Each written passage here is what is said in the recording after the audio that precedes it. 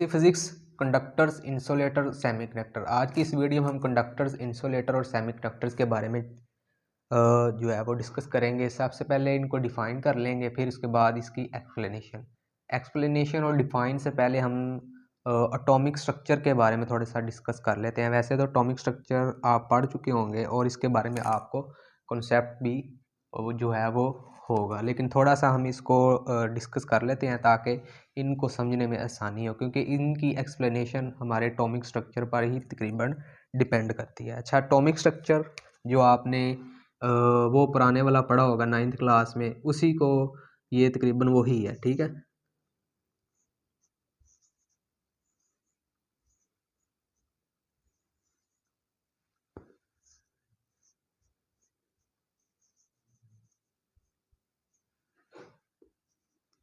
Of atom. किसकी theory आपने पढ़ी थी? एटॉमिक स्ट्रक्चर के बारे में जो थ्योरी थी, एक फेमस थ्योरी, बोहर थ्योरी, जो आपने 9th क्लास में भी पढ़ी होगी। क्या होता है कि जो बात है वो असल में मैटर से शुरू होती है, मैटर से। ठीक है, अगर हम ज़्यादा ही पीछे से बात शुरू करें तो मैटर, हम कहते हैं कि कोई भी चीज़ जो जगह घेरती है वो क्या होती है? मैटर होती है। और मैटर क्या है? ये बहुत सारे एटम से मिलकर, एटम क्या है? फिर एटम को जब स्टडी किया जाता है तो कहा जाता है कि एटम्स के अंदर न्यूक्लियस है। अच्छा, न्यूक्लियस को जब स्टडी किया जाता है तो कहा जाता है कि न्यूक्लियस में न्यूट्रॉन और प्रोटॉन पाए जाते हैं। अगर फर्दर और आगे स्टडी किया जाए, जब आप बड़ी क्लासों में जाएंगे तो उसमें आपको और भी पार्टिकल्स इस तरह के जो है वो मिलेंगे। अच्छा, अभी हम न्यूट्रॉन और प्रोटॉन तक ही रहेंगे। अच्छा, न्यूक्लियस जब एटम्स में मिला तो हमने क्या कहा कि इसमें न्यूट्रॉन और प्रोटॉन है। ठीक है, फिर साथ ही ये भी कॉन्सेप्ट मिला कि न्यूक्लियस के इर्द गिर्द इलेक्ट्रॉन भी होते हैं, जो उस न्यूक्लियस के इर्द गिर्द रिवॉल्व गर्दिश कर रहे होते हैं, घूम रहे होते हैं। किन में? एक सर्कुलर पाथ में। उन सर्कुलर पाथ को बोला जाता है ऑर्बिट। ठीक है, फर्ज करें कोई भी एटम हमने लिया, उसमें क्या होगा? सबसे पहले तो उसमें न्यूक्लियस होगा ना। एटम में न्यूक्लियस में क्या है? न्यूट्रॉन और प्रोटॉन। हमें पता है प्रोटॉन पर पॉजिटिव चार्ज होता है, इलेक्ट्रॉन पे नेगेटिव, और न्यूट्रल पे कोई चार्ज नहीं। अच्छा, ये कोई भी हमने एटम लिया, उसमें क्या होता है? न्यूट्रॉन और प्रोटॉन, जिसको हम क्या बोलते हैं? न्यूक्लियस। ठीक है, ये क्या है?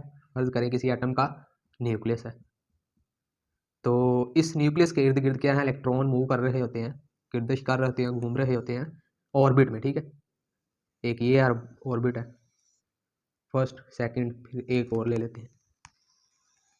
ठीक है, सिमिलरली इस तरह ऑर्बिट्स होते हैं। ठीक है, ये क्या है? Bohr theory.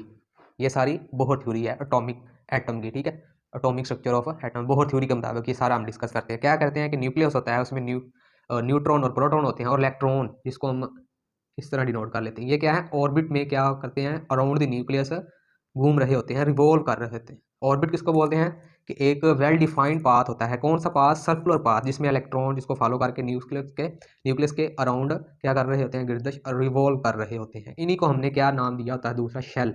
मसलन पहले को हम क्या कह देते हैं? के शेल। ठीक है, फिर फर्दर आगे जाएं तो इसको हम एल शेल बोल देते हैं, इसको हम एम शेल बोल देते हैं, इसको हम एन शेल बोल देते हैं। ठीक है, शेल इनको नाम दिया हुआ है। जो सबसे करीब न्यूक्लियस के शेल होगा उसकी एनर्जी सबसे कम होगी, फिर उसके बाद दूसरे की, फिर तीसरे की, जो सबसे एंड पे होगा उसकी सबसे ज़्यादा एनर्जी होगी। फिर आगे हम फर्दर जब स्टडी करते हैं शेल को, तो हम कहते हैं कि शेल में भी सब शेल होते हैं। मसलन क्या अभी हमने कहा कि ऑर्बिट, जिनको हम शेल का नाम देते हैं, क्या है? शेल होते हैं सबसे पहले तो, जिसमें इलेक्ट्रॉन क्या करते हैं?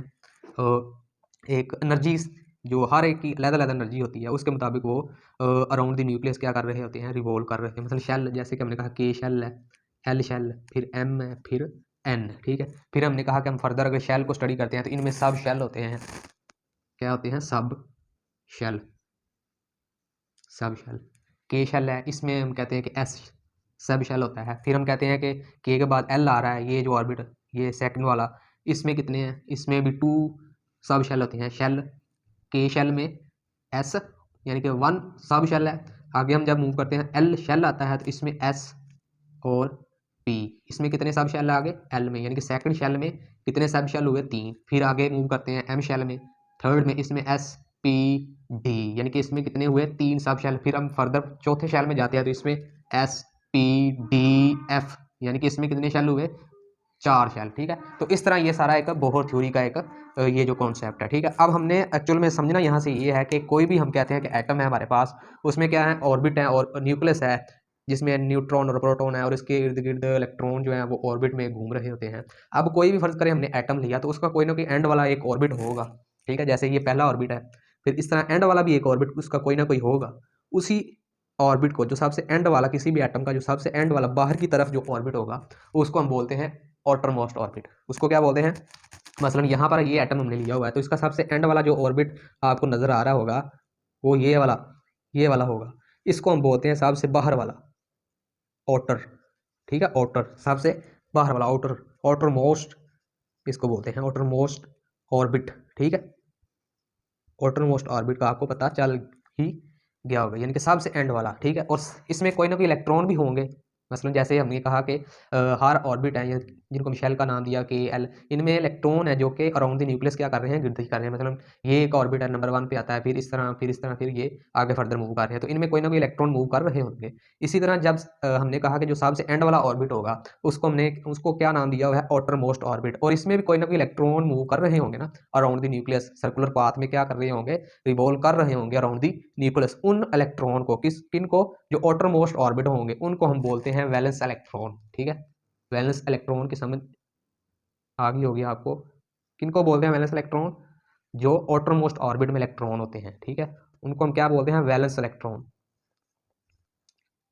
Valence electron, outermost orbit और valence electron. Outermost orbit जो सबसे, किसी भी एटम्स का जो ऑर्बिट होते हैं उनमें सबसे जो एंड वाला बाहर की तरफ जो ऑर्बिट होता है उसको बोलते हैं आउटर मोस्ट ऑर्बिट, और उसमें जो electron around the nucleus revolve कर रहे होते हैं उनको हम क्या बोलते हैं, वैलेंस इलेक्ट्रॉन। और किसी भी एटम, ठीक है, उसके जो आउटर मोस्ट ऑर्बिट में इलेक्ट्रॉन होंगे उनकी मैक्सिमम तादाद 8 होती है, ठीक है। ये जो आउटर मोस्ट ऑर्बिट है ना, अगर हम ये एक एटम कंसीडर करें तो ये इसका सबसे बाहर वाला ऑर्बिट है, जिसको हमने क्या बोला हुआ है, आउटर मोस्ट ऑर्बिट। और इसमें सबसे जो मैक्सिमम नंबर ऑफ जो इलेक्ट्रॉन होते हैं उनको हम क्या बोलते हैं, वैलेंस इलेक्ट्रॉन। और ये मैक्सिमम कितने होंगे तादाद में, ये तकरीबन ये 8 होंगे, ठीक है, 8 ये होता है कोई भी आइटम आप ले।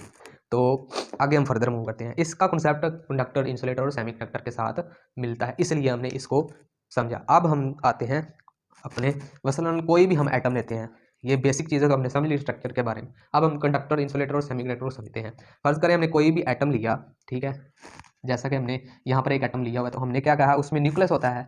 मसलन एक एटम हमने लिया, उसमें ये न्यूक्लियस है, इसके इर्द गिर्द इलेक्ट्रॉन है, मूव कर रहे हैं ऑर्बिट में, ठीक है। इसका भी एक आउटर मोस्ट ऑर्बिट होगा, कौन सा होगा, ये वाला जो सबसे बाहर है, ये क्या है, आउटर मोस्ट ऑर्बिट। और इसमें इलेक्ट्रॉन मूव कर रहे होंगे, उनको हम क्या बोलेंगे, वैलेंस इलेक्ट्रॉन। अगर तो कोई ऐसा एटम जिसके ऑर्बिट, एंड वाले ऑर्बिट यानी आउटर मोस्ट ऑर्बिट में जो वैलेंस इलेक्ट्रॉन है उनकी तादाद, वैलेंस इलेक्ट्रॉन की तादाद लेस देन 4 हो, तो हम कहते हैं कि वो जो एटम किसी भी मैटर का होगा वो क्या होगा, वो मटीरियल क्या होगा, कंडक्टर होगा, ठीक है। कौन सा मटीरियल कंडक्टर होगा, जिसके एटम्स के जो इलेक्ट्रॉन जो होंगे इसमें ऑर्बिट में, आउटर मोस्ट ऑर्बिट में, जिनको हम वैलेंस इलेक्ट्रॉन बोलते हैं, अगर वैलेंस इलेक्ट्रॉन की तादाद लेस देन 4 हुई तो हम उस मटीरियल को कंडक्टर बोलेंगे। ये इसकी एक्सप्लेनेशन होगी, ठीक है, कंडक्टर की। तो कोई भी मटेरियल है, अभी हम इसको डिफाइन करेंगे और इसकी एक एग्जांपल दोबारा से समझेंगे। इतना इतना हम यहाँ से करते हैं रेज डिफाइन। आप इसको इस तरह करेंगे, द मटेरियल्स, ठीक है, materials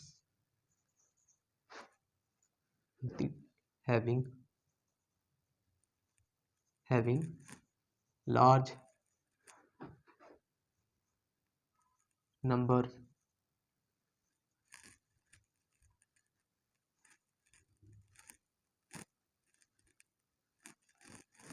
and conduct current due to potential difference are called conductors, ठीक है। क्या कहा कि the materials having large number of free electron, यहाँ पर लिखें फ्री इलेक्ट्रॉन, ठीक है, free electron and conduct current due to potential difference कर या मेटल्स, ठीक है। यानी कि जिन ऐसे मटेरियल जिनके पास फ्री लार्ज जो फ्री इलेक्ट्रॉन हैं वो लार्ज हों यानी कि ज़्यादा हों और वो कंडक्ट करें करंट को ड्यू टू पोटेंशियल डिफरेंस अगर उसको प्रोवाइड किया जाए। इसके हिसाब से गुड एग्जांपल जो है वो हमारे पास एल्यूमिनियम, मिनियम आती है और कॉपर, ठीक है।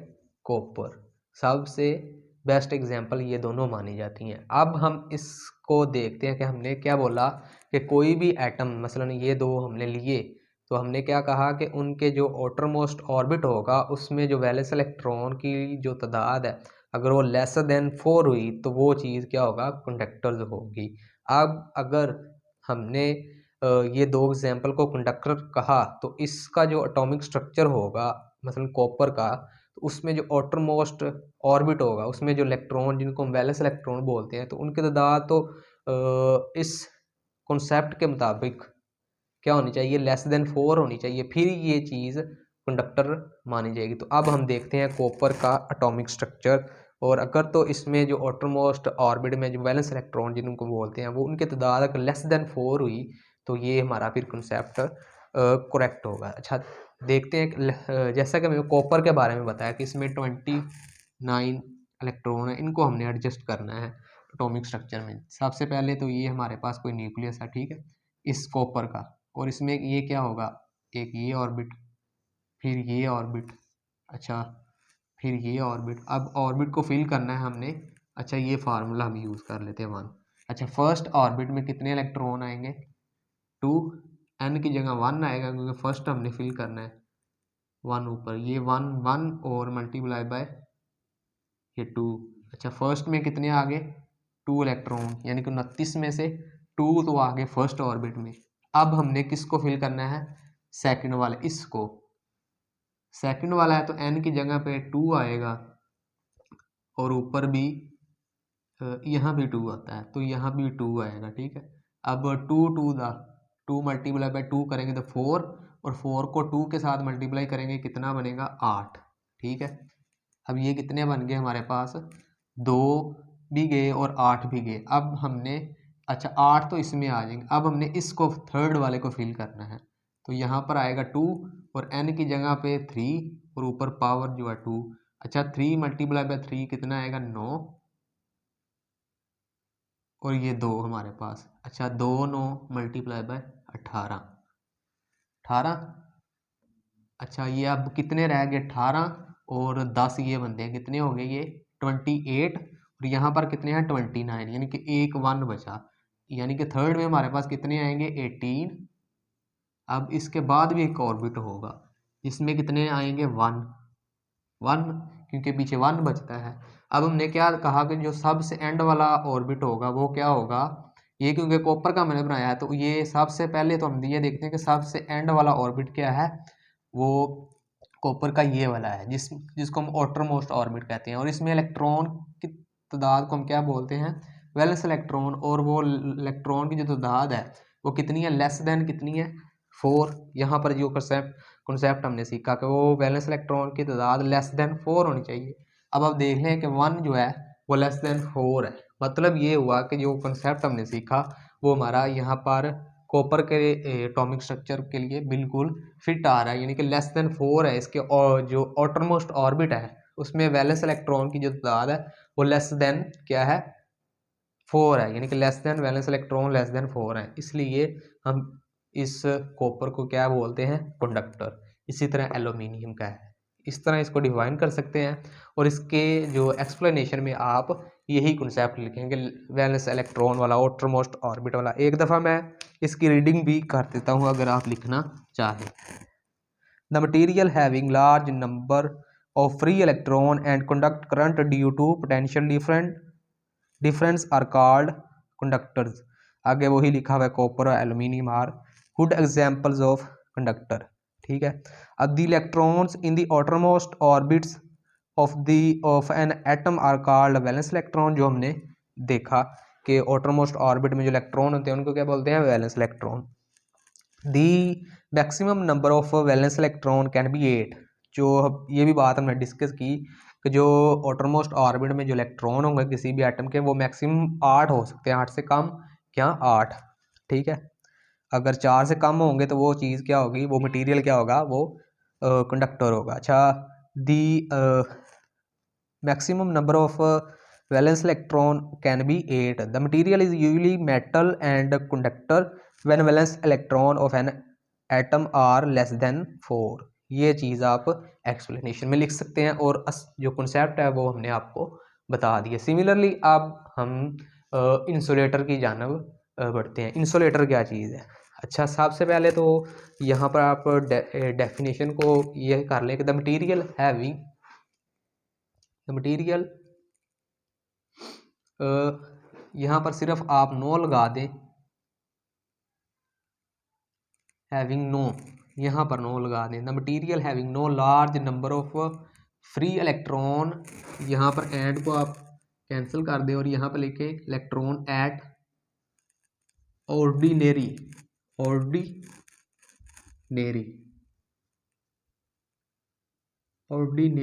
टेम्परेचर। यहाँ पर आप लिख दें ऑर्डिनरी टेम्परेचर, मसलन general temperature. And do not conduct, यहाँ पर आपने टेम्परेचर के बाद लिखना है do not conduct current due to potential difference. मसलन the material having no large number of free electron at ordinary temperature and do not conduct current due to potential difference are called insulator. यानी कि उनके पास free electron भी नहीं होंगे at room temperature, ordinary temperature जिसको हम बोलते हैं जनरल टेम्परेचर जो होता है, उसमें फ्री इलेक्ट्रॉन भी नहीं होंगे ऐसे मटेरियल, और वो क्या करेंगे, कंडक्ट भी नहीं करेंगे करंट को ड्यू टू पोटेंशियल डिफरेंस, यानी कि करंट उनमें से नहीं पास हो पाएगा। ऐसी मटेरियल क्या बोलेंगे, इंसुलेटर। अब इसका जो एटॉमिक स्ट्रक्चर के लिहाज से इसका जो कॉन्सेप्ट है वो क्या होगा कि कोई भी मटेरियल आप लें, उसके आगे एटम को स्टडी करें, अगर उसके एटम के जो ऑर्बिट्स होंगे उनका जो सबसे आउटरमोस्ट यानी कि एंड वाला ऑर्बिट जिसको हम आउटरमोस्ट ऑर्बिट बोलते हैं, उनमें वैलेंस इलेक्ट्रॉन की तादाद ग्रेटर देन 4 होगी। यानी कि वैलेंस इलेक्ट्रॉन की तादाद ग्रेटर देन 4 होगी, ये वैलेंस इलेक्ट्रॉन की तादाद। लेस देन वाले तो वो क्या थे, कंडक्टर। अगर लेस ग्रेटर देन 4 होती है उन मटेरियल की जो वैलेंस इलेक्ट्रॉन, तो ऐसे मटेरियल्स को हम क्या बोलेंगे, इंसुलेटर्स। ठीक है, अब इंसुलेटर को मैं जल्दी जल्दी इनकी जो एक्सप्लेनेशन है वो मैं एक दफ़ा रीड कर देता हूँ। The material having no free electrons at ordinary temperature and don't conduct current due to potential difference are called insulator. Glass and plastic इसकी गुड एग्जाम्पल में आती है। अच्छा, the material is usually called insulator and non metal.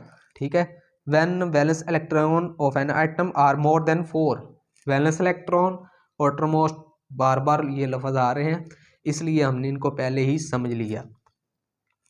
क्या वो यही कह रहा है कि अगर ग्रेटर देन 4 होंगे ये वैलेंस इलेक्ट्रॉन की तादाद, तो वो चीज़ क्या होगी, इंसुलेटर। अब सेमीकंडक्टर की तरफ आ जाते हैं। सेमीकंडक्टर क्या है? सेमीकंडक्टर एक्चुअल में ये पार्शियल होगा।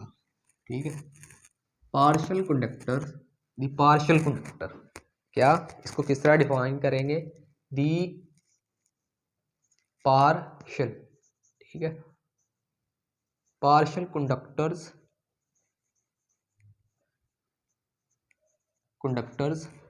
Are called semiconductors. ठीक है, सेमीकंडक्टर्स द मटीरियल्स हैविंग, यानी कि इनके पास जो कंडक्टर्स की प्रॉपर्टीज़ तो होती हैं मतलब सेमीकंडक्टर के पास, लेकिन ये प्रैक्टिकली जो है वो हमें एक्सपीरियंस नहीं होती, उससे प्रैक्टिकली जो करंट है वो नहीं गुजर पाता। तो इसकी डेफिनेशन सिंपली आप इस तरह करते, partial conductors are called semiconductors. Further मैं इसकी एक्सप्लेनेशन है वो भी आपको बता देता हूँ कि जैसा हमने कंडक्टर में ये देखा कि अगर वैलेंस इलेक्ट्रॉन की तादाद लेस देन 4 आती है, ठीक है, वैलेंस इलेक्ट्रॉन की तादाद आउटरमोस्ट ऑर्बिट में लेस देन 4 आती है तो वो चीज़ क्या होगी, कंडक्टर। अगर ग्रेटर देन 4 होती है वैलेंस इलेक्ट्रॉन की तादाद इस आउटर मोस्ट में तो वो चीज़ क्या होगी, इंसुलेटर। अगर इक्वल होती है, मसलन ना वो लेस होती है ना ग्रेटर होती है, सिर्फ इक्वल होती है, मतलब वैलेंस इलेक्ट्रॉन की तादाद कितनी होती है, होगी आउटर मोस्ट ऑर्बिट में, ऐसे मटेरियल जिनमें आउटर मोस्ट ऑर्बिट में वैलेंस इलेक्ट्रॉन की तादाद 4 हो, ना 4 से कम ना ज़्यादा, 4 हो, तो ऐसी मटेरियल्स को हम सेमीकंडक्टर्स बोलते हैं। ठीक है, अब the partial conductors are called semiconductors. ठीक है, the semiconductors have few large number of free electrons but practically do not conduct current. ठीक है, आगे जो इसकी explanation, the material has both metallic and non metallic properties. ठीक है, when number of valence electron of an atom, कोई भी atom है उसके अगर वैलेंस इलेक्ट्रॉन की जो नंबर है वो एटम इज़ 4, तो उस चीज़ को हम, यानी कि 4 हैं, तो उस चीज़ को हम सेमीकंडक्टर बोलते हैं। जैसे यहाँ पर इन्होंने सिलिकॉन की एग्जांपल दी हुई है और जर्मेनियम की। अच्छा, सिलिकॉन की एग्जांपल है, इसका अगर हम स्ट्रक्चर के बारे में के ज़रिए समझ बताएं आपको, मतलब सिलिकॉन है, इसमें कितने होते हैं, 14 इलेक्ट्रॉन। फ़र्ज़ करें ये न्यूक्लियस है, ये इसके इर्द गिर्द ऑर्बिट है। अच्छा, 14 हमने पूरे करने हैं और हमने देखना है कि जो ऑर्बिट होगा एंड वाला, जिसको हम आउटर मोस्ट बोलते हैं, उसमें वाकई ही 4 आते हैं या कम ज़्यादा आते हैं। अच्छा, सिलिकॉन है, इस फार्मूले को हम यूज़ कर लेते हैं। सबसे पहले ये जो ऑर्बिट है इसमें कितने आएंगे, 2। फर्स्ट वाला है तो यहाँ पर एन की जगह पे 1 पुट करेंगे, ये वही पुराना कॉन्सेप्ट है। तो 2 आया, 14 में से 2 गए। अब हमने सेकंड वाला पुट करना है, फिल करना है, तो सेकंड एन की जगह पे 2 आएगा। अच्छा, 2 2 ये 4 और ये 8, मतलब 10 हो गए, 10। और इसके बाद अगर हम थर्ड को पुट करें, मतलब थर्ड के लिए, तो 3 आएगा। तो इसमें तो ये तो 18 बनने, अब 18 तो पीछे है नहीं, मसलन हमारा तो यहाँ पे पूरा हो जाता है ये 10, और 10 के बाद कितने बचे, 4। मसलन इसमें आगे हमारे 2, अब सेकंड में हमारे कितने आते हैं, 8, और अब जो एक और बचेगा उसके लिए हमारे पास कितने इलेक्ट्रॉन बचे होंगे, 4। मसलन 2 और 8 10, 10 और 4 14, और सिलिकॉन में हमें पता है कितने होते हैं, 14 तो होते हैं, ये फिल हुआ। अब सबसे एंड वाला जो ऑर्बिट कौन सा है, ये वाला जिसमें 4 हैं, इसको हम क्या बोलते हैं, आउटर मोस्ट ऑर्बिट। और आउटर मोस्ट ऑर्बिट में जो इलेक्ट्रॉन होते हैं उनको हम क्या बोलते हैं, वैलेंस इलेक्ट्रॉन। तो यही तो हमने कहा है, अगर वैलेंस इलेक्ट्रॉन की तादाद इक्वल होती है किसके, 4 के, मसलन कोई भी मटेरियल जिसके एटम में वैलेंस इलेक्ट्रॉन की तादाद 4 होती है, ऐसे मटेरियल को हम क्या बोलेंगे, सेमीकंडक्टर्स।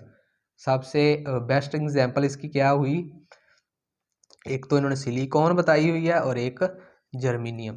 ठीक है, तो आई होप कि ये लेक्चर आपको समझ आ चुका होगा, कंडक्टर, इंसुलेटर और सेमीकंडक्टर का, जो हमने काफ़ी ज़्यादा इसकी एक्सप्लेनेशन भी कर ली, और ये भी ऐसे फिज़िक्स के लिहाज से सारी एक्सप्लेनेशन हमने की।